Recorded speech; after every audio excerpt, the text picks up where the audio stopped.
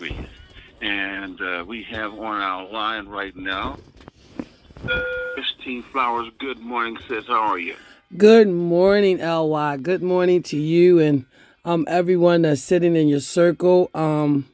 Always so grateful and honored to be on LY to talk about our most vulnerable population in our city right now.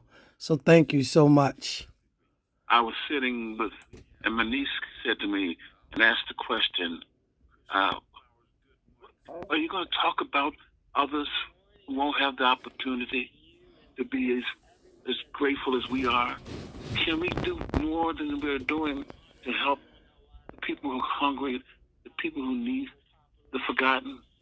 And I said, Wow. I promise you, I'll make that my first topic tomorrow morning. And that's Amen. why I brought it up, since I should have called you last night, but I didn't want to disturb your holiday. But please Amen. tell us what's going on. Is the food banks are telling us that they're worried. They're not going to have the volunteers. They're not going to be able to, because food prices are going up. Less people will contribute. What is the situation out there? Well, If no one else can tell us, you can tell us. Well, LY, the biggest thing and the responsibilities, I always say, like last year when we was under that bridge, hashtag the community did it. And when I say the community, I'm saying everyday individuals. I know we have governmental entities that is, supposed to do their part, but this is really a time when we, the people, have to have a sense of direction about focus giving.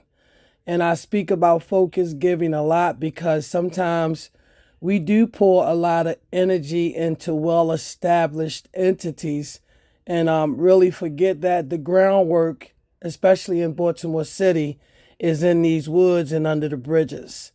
The same week that we lost three vulnerable adults with Sister Evelyn and the 13-year-old and the 5-year-old, we also lost three homeless individuals too, Larry, out at the encampment of Pute and Patapsco, and it really wasn't even mentioned about. It was really heartbroken because we had to go to the police and just try to get the names so that we can make sure that others on that encampment just felt like somebody cared.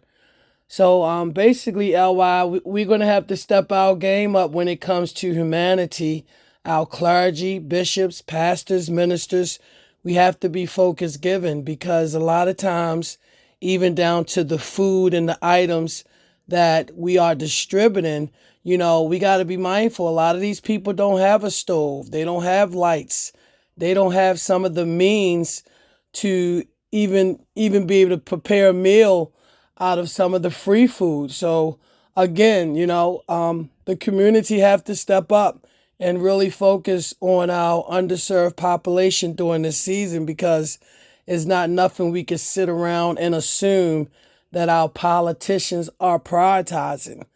And as a minister myself, I am totally committed to our homeless, unsheltered, chronically individuals that God had gave us the opportunity to spend 8 months under a bridge with last year. And we even started a movement on our social media page, LY, to really get to sit with our mayor so that he can understand the priority of the different groups that are out here that need the resources, that need the support, that even need some emergency funds right now, LY, to really save the lives with this upcoming winter. We already talking about snow tonight, and it's like, wow, we're just making sure we got blankets. We're making sure we got tents because we have numerous of pocket encampments around our city, from MLK, from Falls Way, Patapsco, Brooklyn. We have them in pockets where people are just really staying warm, trying to stay in a tent, or if they're not accessing the shelters, they're outside. I mean, we see them outside. We know they're outside. So I just pray this season that all of our listeners can really be focused givers and be supportive and understanding this is a movement when it comes to getting our homeless individuals off the streets.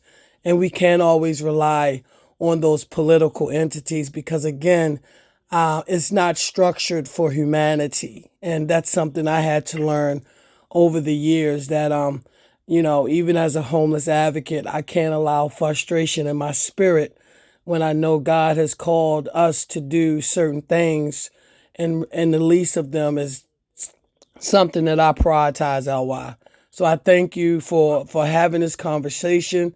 And again, I just pray for our city as we are considered a city in crisis, but we serve a powerful God, LY. We serve a powerful God. And he is opening doors every day for the real care providers. And we are having the opportunity to partner and do more housing with individuals. And I'm grateful for that because again, it's nothing that we could sit around and wait for a politician or city officials to do. We have to put our resources together and really work towards getting these individuals off the streets to prevent some of the deaths this winter, because that's what will happen if we just leave them in this state of mind or condition. Christine, what drives you? I mean, you have been doing this now for most of your adult life. What drove you to say this is where I'm going to concentrate my energy? God speaks to me daily, LY, and I think He's been speaking to me all my life. When I think about the things He protected me from, He shielded me from, and now to be walking in this journey, He constantly gives me the energy and shows me that this is my focus. This is what we need to be prioritizing on. And humanity is something that we have to build back up. And that's a part of coming out of a COVID pandemic as well, that we're not looking at. When we're looking at the underserved, we're looking at the substance abusers, we're looking at those on these street corners as if to not can be one of us. The song say, thank you, Lord, for all you done for me, LY, because it could have been me. I mean, we are in very unpredictable times right now when you could walk in your office tomorrow and got a slip saying, you got to go because you ain't been vaccinated and somebody else have.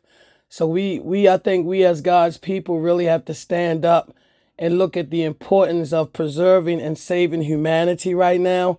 And especially in my generation, I am a part of the 50 and over crew now. I just feel like we should be making sure we preserve our legacies in our generations to come, because, we all got to leave this place. And when we leave, we should leave with a happiness in our heart and knowing that God has called us and anointed us to do certain things. So I feel the gift of God, LY. When people ask me how I do it, God has been with us every step of the way with this organization. He have been with me through the challenges, through the difficulties, through the haters, through the issues that our cities can bring.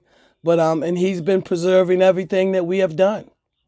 So we just look forward to being a partner with, and we are now in the midst of submitting with the Mayor's Office of Homeless Services, because we have emergency funds in this city. And these funds should be considered for just that, our emergency, Baltimore City. And sometimes our emergency do not look like political emergencies, LY. And that's what's real important right now for us as leaders and advocates to stand up and recognize that this is a season to recover out of our emergencies.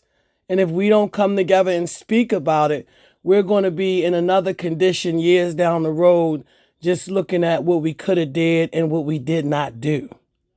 What would you say to, I've gotten 3 texts already. What do you say to a person who says, okay, I hear you. What can a person do to get involved, to be helpful?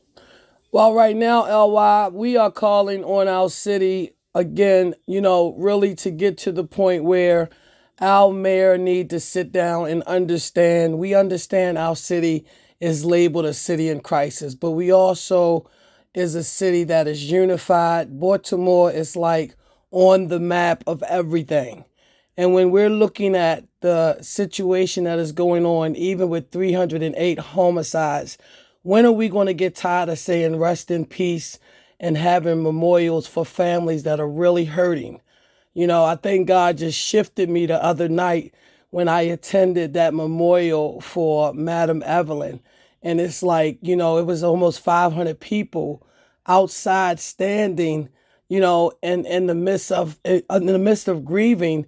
And to see that daughter, LY, to fall to her knees just with so much hurt and pain. Like, we got to start standing up for those that are losing their loved ones, those that are losing on these streets of Baltimore City. And we got to start righteously demanding the things that we need. So right now we are pushing to sit and meet with our mayor, and it's real important that we do that because, again, if these individuals show us they could go to balls, they can go to football games, they can go to all kind of public events, they need to be willing to sit down with the grassroots advocates and activists to sit down and see how can we operate as a team? How can we work together collaborative? How can we do these things and really serve our purpose as visionaries and have the respect of our political entity to know that this is our Baltimore. This is not just our mayor Baltimore. I have grandchildren. I have a host of nieces and nephews. We have legacies in this city that we should be willing to boldly stand up for. And I do believe right now is that season that we have to stand up and claim the things that we know we can have in this city. And how do people reach out to you and say to you that we want to help? LY, everybody can reach me. We constantly take donations. We're only doing winter blankets and tents and certain foods right now. So if anybody want to support and help, we have a couple of organizations that we have partnered with. Shout out to all of them yesterday that went out and did Thanksgiving. I'm just honored to be able to guide some of these groups to the different locations. We had John Hopkins, and it was just awesome to see us meeting that need. But if individuals want to reach out to us, they can always go to our website, www.helpbaltimoreshomeless.org, or you can feel free to send me a text message and I will respond back probably within an hour. It all depends on what I'm doing. But my number is 410-365-5567. And again, that's 410-365-5567. If we got the compassion, LY, we got the things, we got the love in our heart. If anyone want direction to move forward in our city with really ending homelessness and dealing with our impoverished communities, please reach out to us because, again, we out here on the streets 365, LY. And I heard you say it earlier, people get more compassionate during this time of year. But my prayer is that people continue to know in their heart that we are out here. You got people empowered by the struggle. I mean, the other night we was just running around getting blankets at 9:00 at night. Shout out to Jason and them and Yolanda because they're people like that is constantly understanding that this is not a 9-to-5 city. You have people on corners 12, 1:00 at night sleeping on a bus stop cold. So we need to get night shift around here, LY. That's something that, again, we want to sit and talk to our mayor about so he can understand the areas that we are most vulnerable in is out here on the streets at night. And just to piggyback and understand, even when they say do not engage certain individuals, I really believe when Madam Mosby says that, that means we should be the ones engaging. It shouldn't be the police always engaging our most vulnerable, traumatized individuals. It should be us engaging, nurturing, helping them get back on their feet and working with them in a more intense. It's like some of these individuals out here, LY, they're intense, and there's nothing that a police or anyone could do that we as people and God's children shouldn't be willing to do to nurture these individuals back. And it's more of us than them. And as long as you said it all the time, it takes the city is on fire and everybody need to run and get a bucket of water. Lottie Dottie and everybody right now in LY. So I thank you so much. And again, thank you. 410-365 5567. If individuals want to get involved, I appreciate your guidance, LY, in this. And we are here to really end homelessness in Baltimore City. But we got to start on these streets first to build humanity back up. Thank you for, I don't know who got the word to you, maybe you were already awoke, but thank you very much. I apologize for not calling you last night, but I thought I'd let you have your holiday. But Thank you did you. call in this morning to help complement what I was trying to do, which is to put focus on the need. Thank you so much. Christine Flowers, appreciate you, sir. Thank you, LY. I love you much. Thanks.